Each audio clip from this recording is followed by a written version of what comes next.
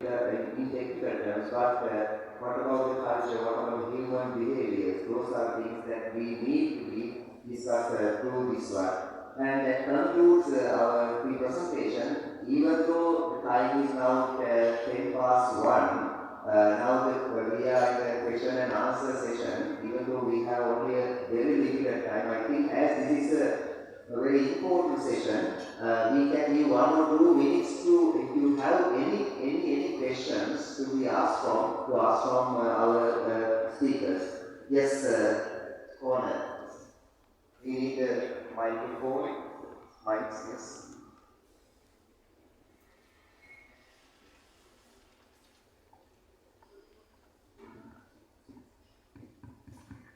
First of all, thank you very much for those very informative and enlightening presentations.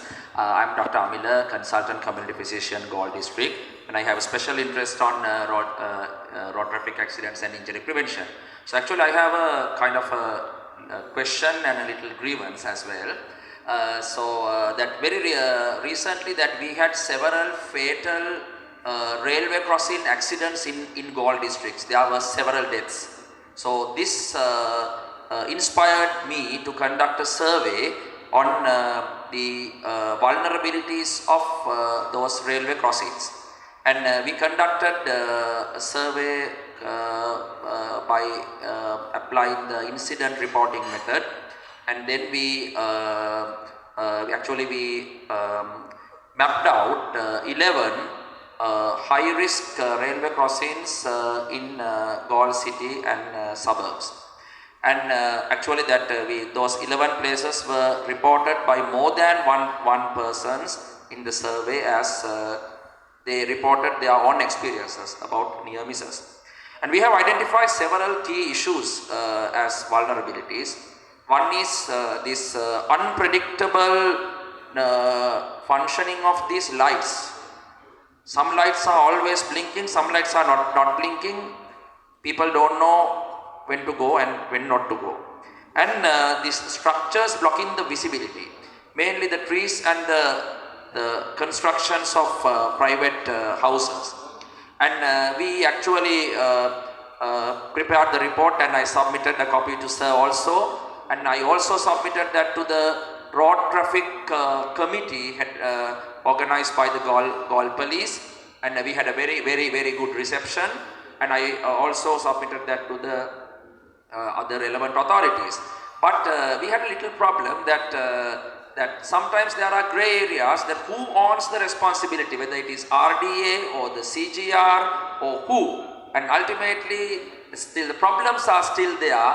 So we are a little worrying, and I would like to and we need to push this forward. And before that, I'm really impressed with the presentation by Professor Mahesh in the end, and I would just like to, I just remembered one quote I see behind one of our three-wheeler guy. Vahane mage nam, ranganne mannam, para aanduve unata mata moko. So that exactly reflects Professor Mahesh's idea.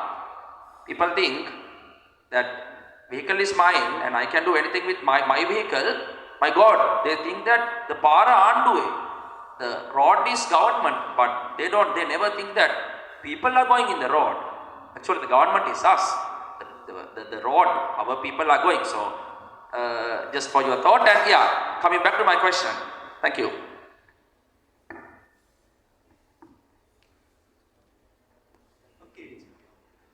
Thank you very much.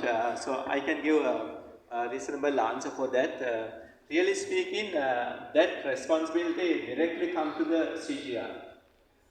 Because CGR already identified the risk locations, railway level crossing. Some are bell and light, and the bell and protective one, that means gate. Other one is bell and light. Other one is nothing.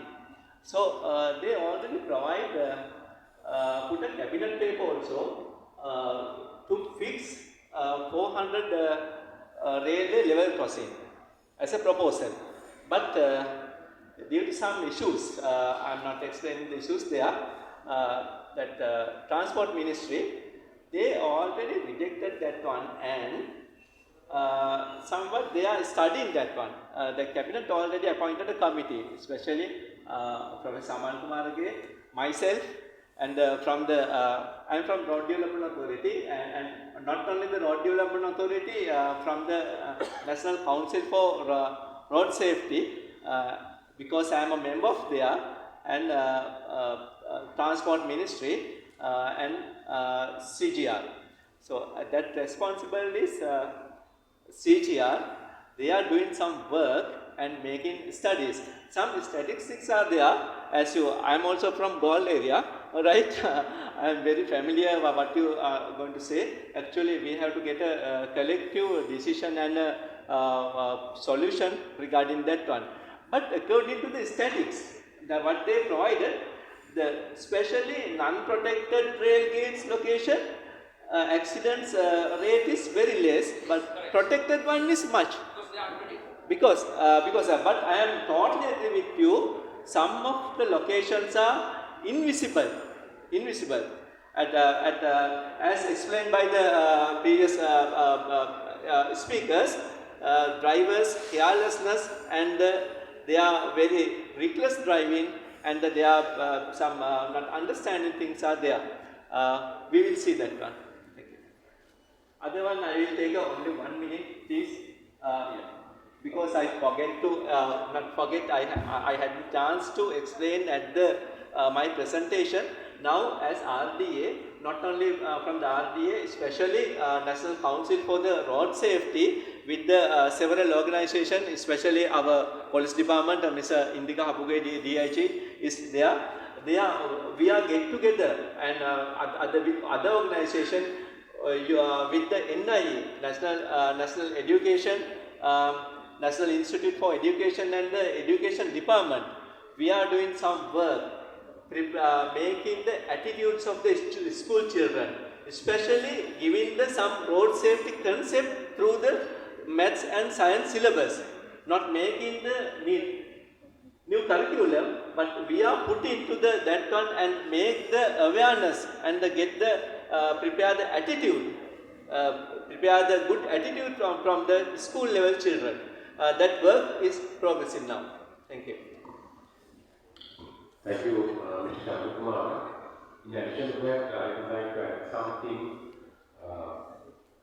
Actually, the first incident in respect of this nature happened on the 27th of April 2005 at Yangal Modar. It was a tragedy happened in our country, and private bus driver was trying to cross the railway crossing with passengers because there was another bus behind. So therefore, on one hand, as we all mentioned that the railway department or the road development authority, all the stakeholders, so they have a liability and responsibility to make railway crossings properly. But on the other hand, we have observed regularly, though the railway crossing is closed, the people are trying to go through the railway crossing in zigzag way like this. So the main reason we have identified is the competition between the private buses and the CPP buses. So as long as this competition remains, so we cannot control, we cannot prevent this type of tragedies and incidents in Sri Lanka. So therefore, we need to have a proper public transport system in the country. And in 2017, when we were trying to increase the fines up to 25,000, so there were plethora of objections. So the then government and the authorities of the transport sector, we were able to increase fines up to 25,000 in respect of 6 offences. So one of the offences is crossing this railway crossings once it is closed. And so therefore we need to address this issue. But But if you take the example in foreign countries, so they have a transport system, so they don't have, there are plenty of companies, but the times have been given to them and with GPS system. So if you are waiting at the bus stand, so it is indicated that what time next bus is coming.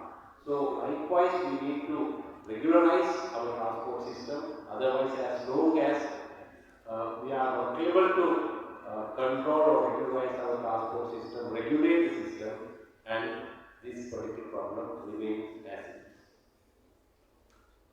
Okay, thank you very much. Because of the time constraints, we may not be able to give you any answers for any questions. Any burning questions if you have? Only one question is allowed. Yes, from the call line. Only one question can be allowed. Because now it is 20 minutes past 1 because we need to. Yes. Thank you very much. I'm Dr. Utpala from Health Promotion Bureau, a consultant committee physician. Actually, this goes to Mr. Ajit Rohana. Thank you very much for getting a lot of new laws and new attention on the road traffic accidents. I have recently seen that there is a number introduced for this competition of private buses or any when you see them on road, you can call that number. So I have been calling for several times, but only once it was been activated, and I would like to I would like to ask if anybody here knows the number, or is the number educated enough for the people, or shall we introduce it, the number through new media campaign, and shall we put up active people on the call line and answer and take precautions, maybe law of actions for the people who are competing. I have seen this in many times, and I have followed them, and I have sometimes advised the bus drivers by parking in front of them, but this number is very important to be introduced. Do we have a number indicator for this? Do we have a hotline?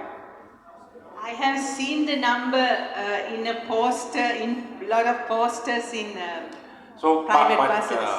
Here in the Colombo city, we have a special number. It is 011 24 33333. So that is Colombo emergency. So generally Colombo emergency controls the whole city. We have a special center there, and the Colombo emergency center is connected to all these radio cards and the police traffic vehicles that are being moved in the Colombo city.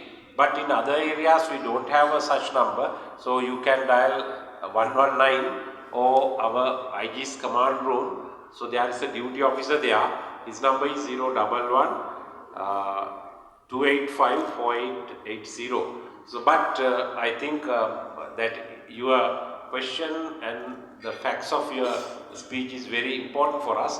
So we are thinking of that to introduce numbers.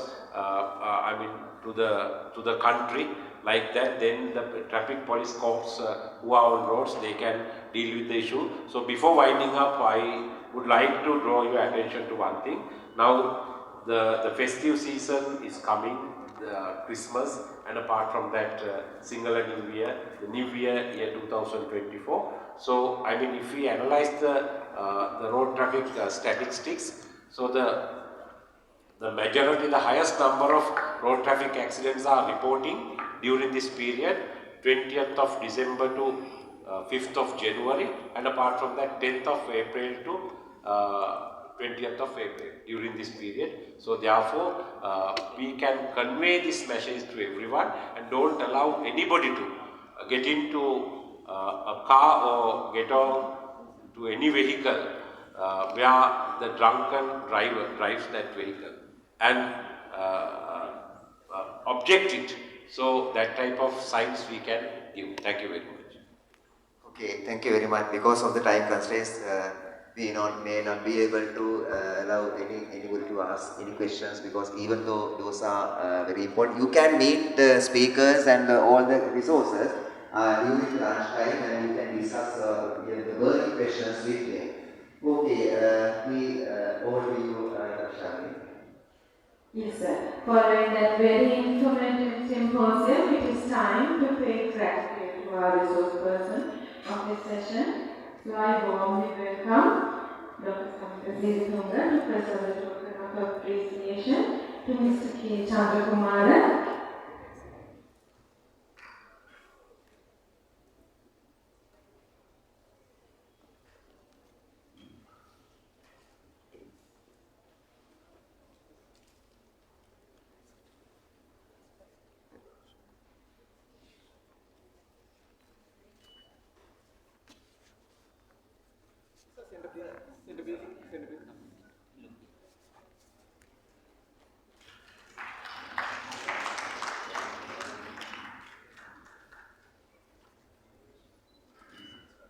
Also, Samita, if you can present the token of appreciation to Professor Mark Stevenson.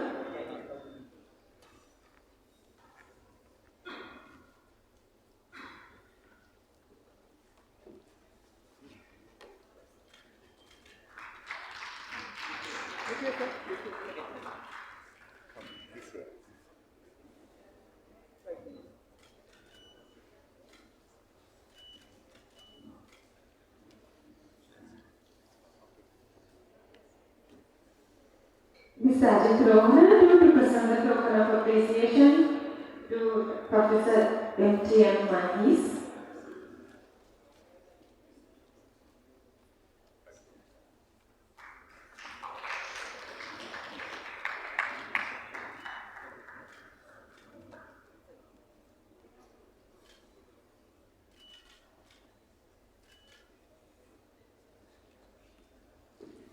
I also invite Dr. Chandrika Vikramasinghe, Deputy Director General of Community Diseases, to present token of appreciation to Dr. Samita Siritunga.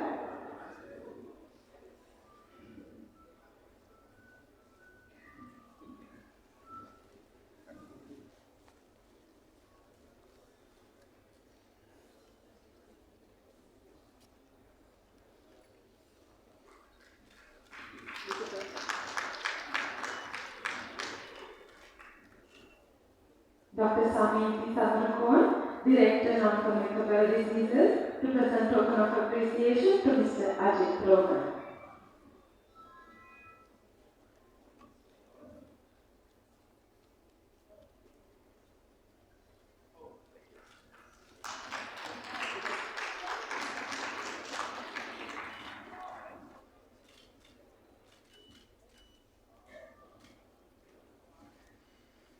Thank you, sir and madam. So now we invite everyone to join us for lunch, and after lunch we will go on to have our free paper presentation. Thank you.